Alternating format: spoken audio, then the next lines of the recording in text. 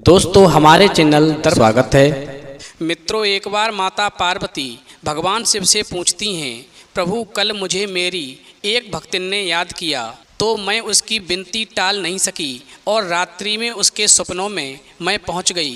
तो उस भक्तिन ने मुझे 3 प्रश्न पूछे तो मैंने उससे कहा, मैं तुम्हें कल पुनः तुम्हारे स्वप्न में आकर के तुम्हें तुम्हारे तीनों प्रश्नों के उत्तर अवश्य दूंगी।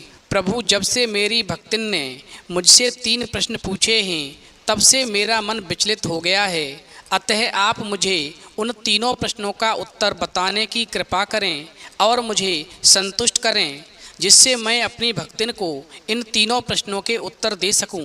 भगवान शिव कहते हैं, पार्वती ठीक है, तुम अपने तीनों प्रश्न बताओ, मैं तुम्हें संतुष्ट करने का पूरा प्रयास करूंगा। तो माता पार्वती कहती हैं, प्रभु मेरा पहला प्रश्न है, कौन सी स्त्री के भाग्य में पुत्र नहीं होता। मेरा दूसरा प्रश्न है, कौन सा गहना पहनने से स्त्री या पुरुष की दर्दनाक मौत होती है। मेरा तीसरा प्रश्न है, स्त्री का कौन सा श्रृंगार उसे स्वर्ग में स्थान दिलाता है। भगवान शिव कहते हैं, पार्वती तुम्हारे तीनों ही प्रश्न बहुत ही महत्वपूर्ण हैं। जो भी इन तीनों प्रश्नों के उत्तर समझ कर के प्राप्त ज्ञान को जीवन में उतार लेता है, उसे जीवन में और मृत्यु के बाद भी सर्व सुख की प्राप्ति होती है। भगवान शिव कहते हैं, पार्वती अब मैं तुम्हें तुम्हारे तीनों प्रश्नों के उत्तर एक छोटी सी कहानी के माध्यम से दूंगा, जिससे तुम ठीक से समझ सको। मगर मेरी एक शर्त है कि जब तक मैं इस कहानी को सुनाऊं तुम्हें पूरे मन से सुननी है। तो पार्वती बोली, ठीक है प्रभु, मैं आपको वचन देती हूँ कि कहानी पूरे मन से सुनूंगी। आप कहानी प्रारंभ कीजिए। तो मित्रों, आप हमारी कहानी में खो जाएं, उससे पहले मेरा आपसे अनुरोध है, आप हमारे चैनल को सब्सक्राइब अवश्य कर लें और कहानी के अंत तक बने रहें, क्योंकि आधी अधूरी कहानी सुनने से हमेशा आधा अधूरा ही ज्ञान प्राप्त होता है, जो जीवन में कभी काम नहीं आता। तो आइए कहानी शुरू करते हैं। भगवान शिव कहते हैं, पार्वती पहाड़ों की तलहटी में एक छोटा सा गांव था। उस गांव के मुखिया के 2 बेटे थे। बेटों की शादी हो चुकी थी। मुखिया की पत्नी और मुखिया के बड़े बेटे की पत्नी दोनों का स्वभाव दुष्ट प्रवृत्ति का था। इसलिए मुखिया की पत्नी अपने बड़े बेटे की बहू को बहुत प्यार करती थी, मगर छोटे बेटे की पत्नी बहुत अच्छे स्वभाव की थी और वो एक पतिव्रता स्त्री भी थी और घर का सारा काम भी अकेले ही करती थी। इतना होने पर भी मुखिया की पत्नी और उसके बड़े बेटे की बहू उस छोटी बहू का हमेशा अपमान करती थीं। भगवान शिव कहते हैं, पार्वती मुखिया के बड़े बेटे की बहू पर एक बेटा था, उधर छोटी बहू पर एक बेटी थी, उस पर कोई बेटा नहीं था। भगवान शिव कहते हैं, पार्वती मुखिया की पत्नी और बड़ी बहू हमेशा छोटी बहू को पुत्र को लेकर ताना मारती रहती थीं, मगर वो बेचारी क्या कर सकती थी, वो हमेशा सुनती थी। अब मैं तुम्हें मुखिया की छोटी बहू की कहानी विस्तार से सबसे पहले सुनाती हूँ। इस कहानी से तुम्हें तुम्हारे पहले प्रश्न का उत्तर प्राप्त होगा, इसलिए कहानी को बहुत ही ध्यान से सुनना। तुम्हारा पहला प्रश्न था, कौन सी स्त्री के भाग्य में पुत्र नहीं होता है। भगवान शिव कहते हैं, पार्वती मुखिया की पत्नी बड़े ही दुष्ट स्वभाव की स्त्री थी। उसके कुटिल स्वभाव से सभी घरवाले परेशान थे, लेकिन अपनी सीधी सादी बहू सुकन्या को वो कुछ ज़्यादा ही परेशान करती थी। उसे सताने में मुखिया की बहू को विशेष आनंद आता था। मुखिया के छोटे बेटे की बहू का नाम सुकन्या था। बेचारी सुकन्या सुबह मुंह अंधेरे बिस्तर से उठकर के काम पर जुट जाती थी और अर्धरात्रि होने पर कहीं बिस्तर में सोने को मिलता था। इतना करने पर भी मुखिया की पत्नी की निगाहों में सुकन्या हमेशा खटकती रहती थी। अब एक दिन सुबह सुकन्या घर में झाड़ू बुहारी कर रही थी तो मुखिया की पत्नी वहाँ पर आकर बोली, तेरे हाथों में जान नहीं है क्या, जरा जल्दी जल्दी हाथ चला, मैं मंदिर जा रही हूँ, मेरे आने तक खाना तैयार रखना, आते ही खाऊंगी, और सुन एक भी दाना अन्न का बर्बाद न होने पाए। भगवान शिव कहते हैं, पार्वती बेचारी सुकन्या क्या कहती, वो चुपचाप अपनी सास की बातों को सुनती रही और उसकी हाँ में हाँ मिलाकर के उसने अपनी गर्दन हाँ में हिला दी। भगवान शिव कहते हैं पार्वती, फिर घर की सफाई करके सुकन्या तुरंत ही खाना बनाने में जुट गई। खाना बनाते समय वह सोच रही थी, एक पल के लिए भी तो चैन की सांस नहीं ले पाती, लेकिन हमारी सासू माँ जो हैं वो हर काम में मेख निकालती रहती हैं। उनके ताने देने की आदत पता नहीं कब जाएगी। भगवान शिव कहते हैं पार्वती, सुकन्या खाना बना ही रही थी, तभी बाहर से दरवाज़ा खटखटाने की आवाज़ आई तो सुकन्या ने सोचा अभी भोजन तैयारी हुआ है, लगता है सास जी जल्दी लौट आई हैं। फिर सुकन्या ने एकदम से दरवाज़ा खोला तो देखा वहाँ पर एक सन्यासी खड़ा है। अब वो सन्यासी कहने लगा, बेटी तेरा सुहाग अमर रहे, बाबा को कुछ भोजन करा दे, मुझे बड़ी तेजी से भूख लग रही है। भगवान शिव कहते हैं पार्वती, सुकन्या बहुत ही सुशील तथा संस्कारी स्त्री थी। उसने सोचा साधु महाराज को भोजन करा तो दूं, पर यदि कहीं मेरी सास आ गई तो मेरी खैर नहीं। फिर कुछ देर सोच विचार करने के बाद में उसने सन्यासी को भोजन करने हेतु अंदर आने को कहा और उसी समय पर सुकन्या के मन में पुकार उठी कि सास से डरना कैसा, यदि मेरी सास आ भी जाएंगी और मुझसे कुछ कहेंगी तो मैं उनसे कह दूंगी कि मैं अपने हिस्से का भोजन इनको दे रही हूँ। भगवान शिव कहते हैं पार्वती, फिर ऐसा सोच कर के वो सुकन्या साधु को भीतर ले गई और आतिथ्य धर्म का पालन करते हुए उस साधु को भोजन कराने लगी।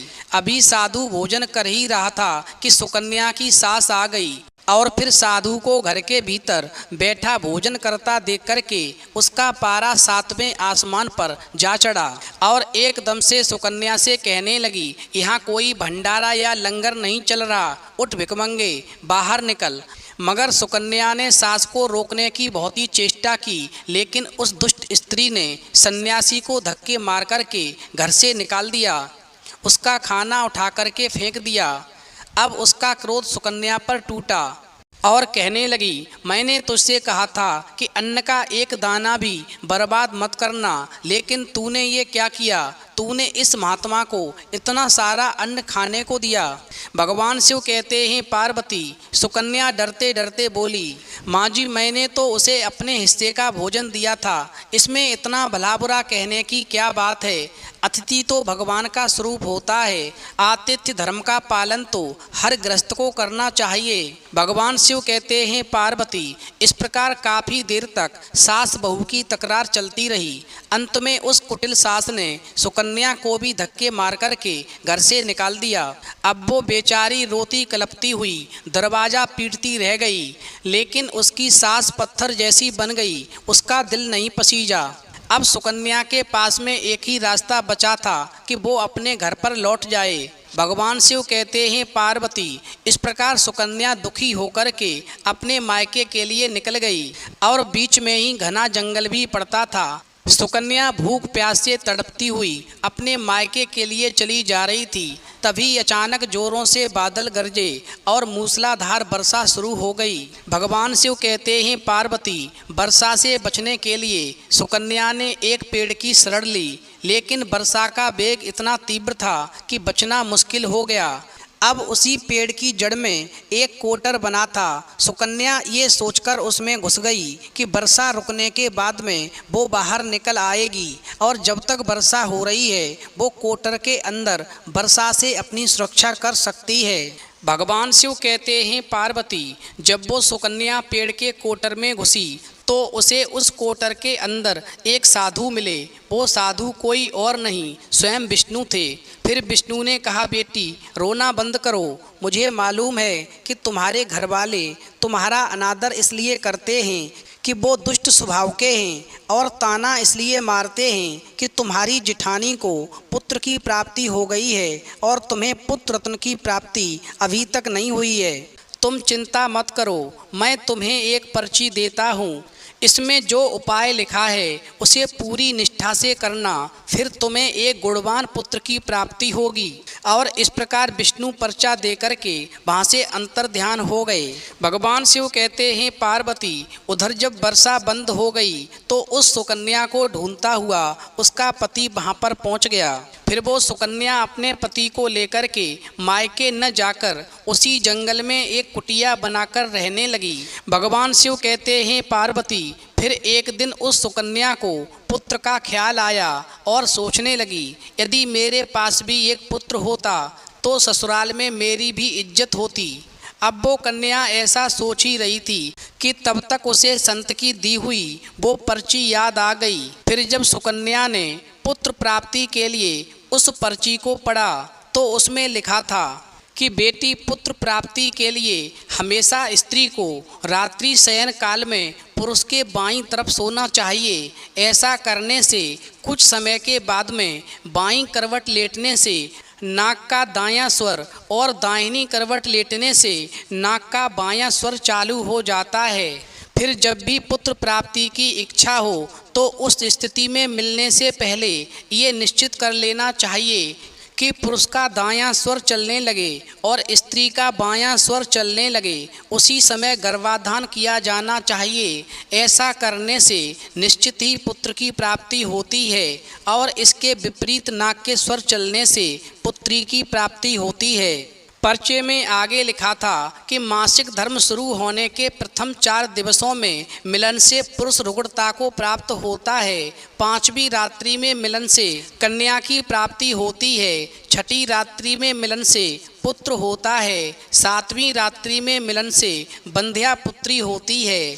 8वीं रात्रि में मिलन से ऐश्वर्यशाली पुत्र होता है। 9वीं रात्रि में मिलन से ऐश्वर्यशाली पुत्री होती है। 10वीं रात्रि में मिलन से अति श्रेष्ठ पुत्र होता है। 11वीं रात्रि में मिलन से सुंदर व संदिग्ध आचरण वाली कन्या होती है। 12वीं रात्रि में मिलन से श्रेष्ठ और गुणवान पुत्र होता है। 13वीं रात्रि में मिलन से चिंतावर्धक कन्या और 14वीं रात्रि में मिलन से सद्गुणी और बलवान पुत्र प्राप्त होता है। 15वीं रात्रि के मिलन से लक्ष्मी स्वरूपा पुत्री और 16वीं रात्रि में मिलन से सर्वज्ञ पुत्र रत्न की प्राप्ति होती है।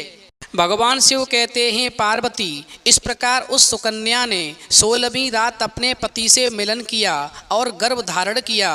अब सुबह को स्नान आदि क्रिया से निवृत्त होकर के पूजा पाठ करके उस सुकन्या का पति लकड़ी काटने चला गया। तब तक तूफान आ गया। अब सुकन्या की झोंपड़ी तूफान में उड़ गई और भारी वर्षा होने लगी। और फिर वो सुकन्या वर्षा से बचने के लिए एक पेड़ पर एक पता लिखती है। ये पता उसी कोटर का था जिस कोटर में वो सुकन्या वर्षा से बचने के लिए पहले छुप गई थी। और सुकन्या ने पेड़ के ऊपर पता इसलिए लिखा था कि जब उसका पति वापस आए तो पेड़ पर लिखा हुआ पता पढ़ कर के उसी कोटर के पास आ जाए।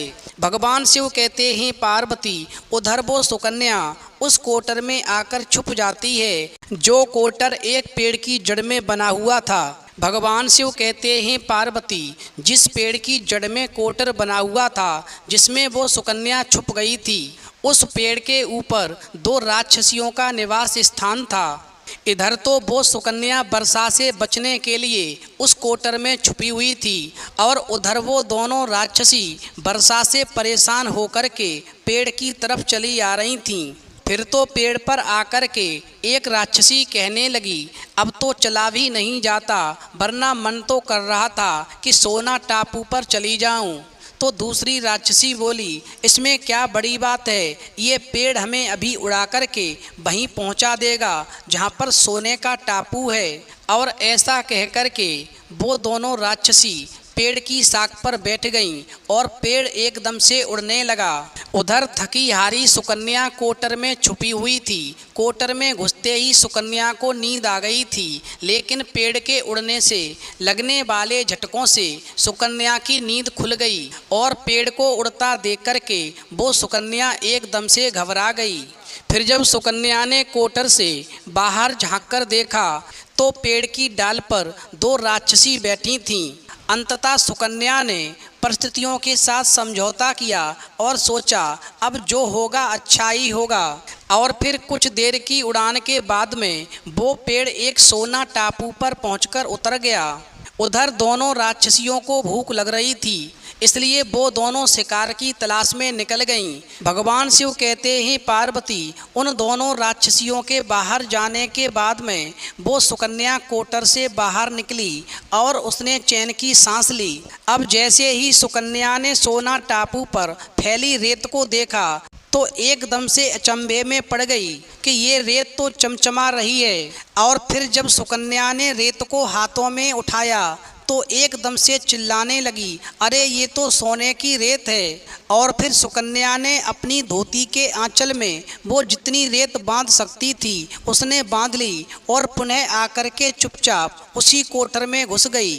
भगवान शिव कहते हैं पार्वती इधर तो उस सुकन्या का कोटर में पुनः वापस जाना हुआ, उधर दोनों राक्षसी पेड़ पर वापस आ गईं और वो आपस में कहने लगीं, आज तो भरपेट खाना खा कर के पूरी तृप्ति हो गई, अब चलो वापस लौट चलते हैं हम जहाँ से आए थे। और फिर इस प्रकार थोड़ी ही देर में वो पेड़ उड़ कर के फिर उसी स्थान पर पहुंच गया जहां से वो पेड़ उड़ कर के गया था। भगवान शिव कहते हैं पार्वती वो सुकन्या तब तक उसी कोटर में छुपी रही जब तक किसी कार्यवश वो राक्षसी पेड़ से बाहर नहीं निकली। भगवान शिव कहते हैं पार्वती वो सुकन्या उसी कोटर में तब तक छुपी रही जब तक वो राक्षसी किसी कार्य से उस पेड़ से बाहर नहीं गईं। और जैसे ही दोनों राक्षसी उस पेड़ से बाहर गईं, वैसे ही वो सुकन्या सोने की रेत लेकर के और कोटर से बाहर आ गई और मन में सोचने लगी कि इतना सारा सोना देख कर के मेरी सासू माँ खुश हो जाएंगी और मैं अब अपनी ससुराल वापस जाऊंगी और अपनी सासू माँ को इतना सारा सोना दूंगी, फिर वो मुझसे कभी भी नफरत नहीं करेंगी और हमेशा के लिए प्यार करने लगेंगी। भगवान शिव कहते हैं पार्वती इधर तो सुकन्या ऐसा सोच रही थी, तब तक सुकन्या का पति सुकन्या को ढूंढता हुआ उसी कोटर की तरफ आ जाता है और फिर वो सुकन्या अपने पति को सारी बात बताती है और अपने पति को लेकर के घर के द्वार पर पहुंच कर के सुकन्या अपनी सासू माँ से कहती है, देखो सासू माँ मैं आपके लिए क्या लाई हूँ। और फिर ऐसा कहते हुए वो सुकन्या घर के भीतर प्रवेश करती है और वो सारा सोना अपनी सासू माँ को देती है और उसे सोना कैसे प्राप्त हुआ वो सारी घटना भी अपनी सासू माँ को बता देती है। भगवान शिव कहते हैं पार्वती सोना लेने के बाद में सुकन्या की सास एकदम से क्रोधित होकर के बोली, तू बहुत कम सोना लेकर आई है, तुझे वहाँ पर जितना भी सोना था सारा सोना लेकर आना चाहिए था। फिर अपनी सास की बात सुनकर के वो सुकन्या कहने लगी, माँ जी हमारी 3-4 पीढ़ियों के लिए इतना सोना काफ़ी है। तो सास कहने लगी, अरे मूर्ख सोना भी कभी काफ़ी होता है, जितना हो उतना ही कम है। अब देख मैं जाऊंगी फिर देखना कितना सोना बटोर कर लाती हूँ। भगवान शिव कहते हैं पार्वती सुकन्या ने अपनी सास को बहुत समझाया पर उस लालची दुष्ट स्त्री की समझ में एक भी बात नहीं आई। उसने सुकन्या की एक भी बात नहीं सुनी और जाकर के उसी पेड़ की कोटर में बैठ गई। उधर वो राक्षसी जैसे ही पेड़ पर आई तो एकदम से वो पेड़ उड़ने लगा। इधर तो पेड़ उड़ता हुआ जा रहा था, उधर वो सुकन्या की सास मन ही मन में बहुत ही खुश हो रही थी कि आज मैं बहुत सारा सोना एक साथ बटोर कर लाऊंगी। भगवान शिव कहते हैं पार्वती इधर तो सुकन्या की सास अपने मन में खुशियां मना रही थी। उसी समय पर एक राक्षसी कहने लगी, चलो आज स्वर्ण द्वीप पर न चल कर के मत्स्य द्वीप पर चलते हैं, आज मछलियां खाने का बहुत मन कर रहा है। और फिर जैसे ही राक्षसियों ने मछली खाने का मन बनाया वैसे ही वो पेड़ जो था मत्स्य द्वीप की तरफ उड़ चला। भगवान शिव कहते हैं पार्वती इस प्रकार राक्षसियों की बात को सुनकर के कोटर में बैठी वो लालची स्त्री स्वयं पर संयम नहीं रख सकी और एकदम से बोल पड़ी, अरे तुम सोना टापू क्यों नहीं जा रही हो? मत्स्य द्वीप मत जाओ, सोना टापू पर चलो। अब जैसे ही उस लालची स्त्री ने इतनी आवाज दी कि राक्षसी समझ गईं कि इस पेड़ की कोटर में कोई जरूर छिपा बैठा है, और उन्होंने एकदम से जैसे ही कोटर में प्रवेश किया और फिर जैसे ही दोनों राक्षसियों ने उस लालची स्त्री को देखा तो एकदम से उठा करके और पेड़ से नीचे फेंक दिया, और धरती पर गिरते ही उस लालची स्त्री के प्राण पखेरु उड़ गए। अब जब ये सूचना उधर मुखिया को मिलती है कि उसकी पत्नी मर चुकी है, तो मुखिया एकदम से अपने छोटे बेटे की बहू यानी सुकन्या के पास जाता है और उससे कहता है, बेटी मैं तो इसे पहले से ही समझाता था कि तू ऐसा काम मत कर, लालच नहीं करना चाहिए, और बहुएं बेटी की तरह होती हैं, उनको प्यार देना चाहिए, मगर मैं क्या करूं, उसने मेरी एक भी बात नहीं मानी और उसे उसके कर्मों का फल आज मिल गया। भगवान शिव कहते हैं, पार्वती उधर सुकन्या अपने पति के साथ में सुखपूर्वक जीवन यापन करने लगी। फिर समय पूर्ण होने के बाद में सुकन्या को एक बहुत ही गुणवान पुत्र की प्राप्ति हुई। फिर वो सुकन्या अपनी गोदी में पुत्र को खेलते हुए देख करके उसकी खुशी का ठिकाना नहीं रहा, और वो विष्णु और लक्ष्मी का फिर तहे दिल से धन्यवाद करने लगी। उधर सेठ के बड़े बेटे की बहू, जो हमेशा सुकन्या को पुत्र को लेकर के ताने मारती रहती थी, जब सुकन्या को पुत्र की प्राप्ति हो गई और उसे धन भी प्राप्त हो गया, और उधर सेठ के बड़े बेटे और बहू के दिन गरीबी में गुजरने लगे, तो सेठ की बड़ी बहू जाकर के सुकन्या के आगे हाथ जोड़ करके अपनी गलती के लिए माफ़ी मांगती है। फिर सुकन्या एक बहुत ही पतिव्रता स्त्री थी, बहुत ही दयावान स्त्री थी, बहुत ही मधुर संबंधों वाली स्त्री थी, इसलिए वो अपनी जिठानी को माफ़ कर देती है, और जो भी सोना लेकर के आई थी उसमें से आधा सोना वो अपनी जिठानी को भी देती है। और इस प्रकार मुखिया जो था अपने छोटी बहू की बहुत प्रशंसा करता है, और फिर वो मुखिया का पूरा परिवार बड़े ही प्यार से जीवन यापन करने लगता है। भगवान शिव कहते हैं, पार्वती इस प्रकार जब समय धीरे धीरे सुखपूर्वक व्यतीत होने लगा, तो मुखिया की बड़ी बहू के जो पुत्र हुआ था वो अवगुणी था, इसलिए उसने सारा सोना अवगुणों में बर्बाद कर दिया। और उधर सुकन्या को जो पुत्र हुआ था वो बहुत ही गुणवान था, वो जीवन में इतना आगे बढ़ा कि उसने अपने माँ बाप का नाम रोशन कर दिया। और फिर जब सुकन्या और उसकी जिठानी ने अपना जीवन पूरा जी लिया, तो मृत्योपरांत सुकन्या को स्वर्ग की प्राप्ति हुई और उसकी जिठानी को नरक में स्थान मिला। भगवान शिव कहते हैं, पार्वती तुम्हारा पहला प्रश्न था कि कौन सी स्त्री के भाग्य में पुत्र नहीं होता, तो समझ लो विष्णु के द्वारा दिए गए परिचय के नियमों के विपरीत जो कार्य करते हैं उनके भाग्य में पुत्र नहीं होता। इसलिए पुत्र या पुत्री की इच्छा रखने वाले भाई बहन इस कहानी को बार बार ध्यान से सुने और इच्छा अनुसार संतान की प्राप्ति करें।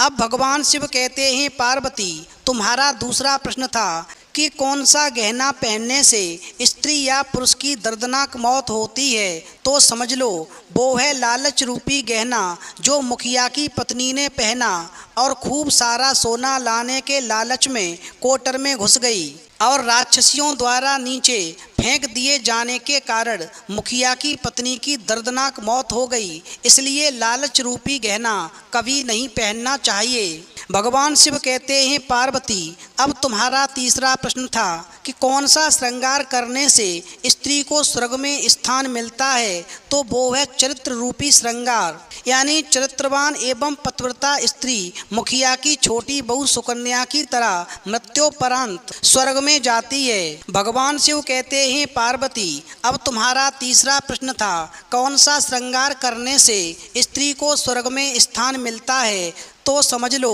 वो है चरित्र रूपी श्रृंगार, यानी चरित्रवान एवं पतिव्रता हर स्त्री को स्वर्ग में स्थान मिलता है। जैसे कि मुखिया की छोटी बहू सुकन्या एक पतिव्रता स्त्री थी, उसका चरित्र बहुत ही उज्ज्वल था, इसलिए मृत्योपरांत उसे स्वर्ग में स्थान मिला। तो मित्रों, यदि आपको कहानी पसंद आई हो तो प्लीज़ आप हमारे चैनल को सब्सक्राइब अवश्य करें और भगवान विष्णु, माता लक्ष्मी, भगवान शिव और पार्वती के लिए एक लायक करना न भूलें।